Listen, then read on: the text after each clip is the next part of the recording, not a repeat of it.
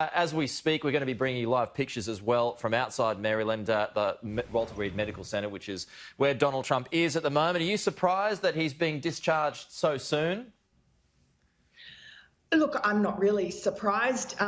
He's had top-notch care, and he also got it very early. And, you know, the treatments now for COVID are very much advanced on what they were even a couple of months ago. I think the COVID of October 2020 is a very different disease from the one in March. I mean, the disease hasn't changed, but certainly the treatments, it's a much lesser threat than it was because we understand it more now.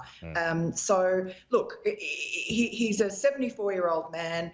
He's overweight. You would have put him in a high-risk category. And I think, as he says, the fact that he's been able to pull through so well, so far anyway, is evidence of the fact that Americans and the world should not be afraid. You know, I think that fear has really crippled a lot of people psychologically and also economically, and this is good news for everybody. The death toll, though, is still staggering. You've got in excess of 200,000 Americans who've died from COVID, though, so the numbers continue to jack up quite substantially. The use of Donald Trump's language this morning in terms of saying, you know, you can't fear it, does that suggest to you that he just wants to let it rip?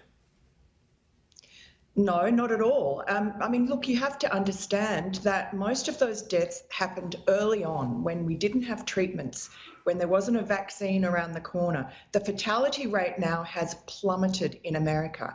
It is no longer a death sentence, particularly if you are, you know, under 65 and you're not obese, you don't have diabetes, you don't have these comorbidities.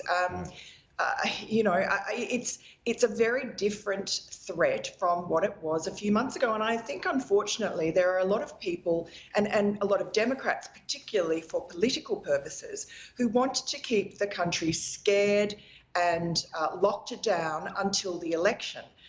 You know, there's a joke that goes around that, oh, COVID will be gone. It will no longer be perceived as a threat by the Democrats on November 4. So this is exactly the opposite of what President Trump wants to do. You saw the market jumped 460 some points with the announcement that he was going to be leaving the hospital. You know, you saw the latest jobs figures. The unemployment rate has now gone below 8. It's now at 7.9%. That's really something that I think people, you know, didn't think they could hope for. And you see those images now.